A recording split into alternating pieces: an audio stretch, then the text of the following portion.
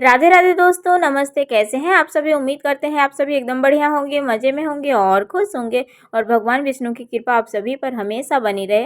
तो दोस्तों, कार्तिक का महीना चल रहा है और कार्तिक के महीने में कहानी सुनने का बहुत बड़ा महत्व होता है। तो चलिए आप सभी को कार्तिक माह की कहानी सुनाते हैं। तो वीडियो में आगे बने रहिएगा और अगर हमारी कहानी पसंद आती है दोस्तों तो प्लीज़ वीडियो को लाइक कर दीजिएगा। तो कहानी कुछ इस प्रकार से है दोस्तों। एक समय की बात है, लपसी तपसी नाम के दो भाई थे, जिनमें तपसी हमेशा भगवान की तपस्या में लीन रहता था, तो वहीं उसका भाई लपसी प्रत्येक दिन सवा सेर की लपसी बनाकर भगवान को भोग लगाकर फिर भोजन करता था। एक दिन किसी कारण दोनों भाई में लड़ाई हो गया।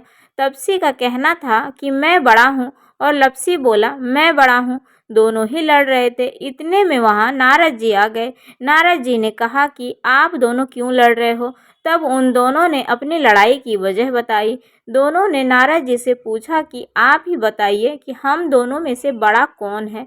नारद जी ने कहा अभी तो मैं जल्दी में हूँ, लेकिन इसके बारे में मैं आपको जल्दी ही बताऊंगा। इतना कहकर नारद जी चले गए। दूसरे दिन जब नारद जी आए तो उन्होंने एक एक कीमती अंगूठी उन दोनों के आगे रख दी। तपसी ने तुरंत ही अंगूठी अपने घुटनों के नीचे छिपा ली और सोचने लगा कि अब मुझे तो खूब सारा धन मिलेगा, जिससे मैं यज्ञ करूंगा और अपने ही आप बड़ा हो जाऊंगा। लपसी ने जब अंगूठी को देखी तो वह सोचने लगा कि अगर मैं इसे अपने पास रखूंगा तो कोई भी आकर मेरी गर्दन काटेगा। ऐसा सोचकर लपसी ने वो अंगूठी फेंक दी।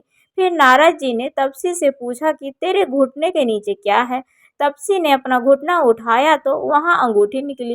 तब नारद जी ने कहा कि इतना भजन भाव करने के बाद भी तेरे मन में लालच है, इसलिए तेरे से लपसी ही बड़ा है और अब तुम्हें तुम्हारी तपस्या का भी फल नहीं मिलेगा।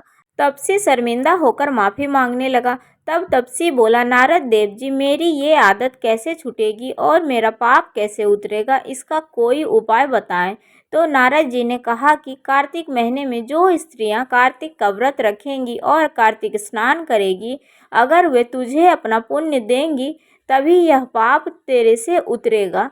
तपसी ने कहा कि कोई स्त्री मुझे अपना फल क्यों देगी।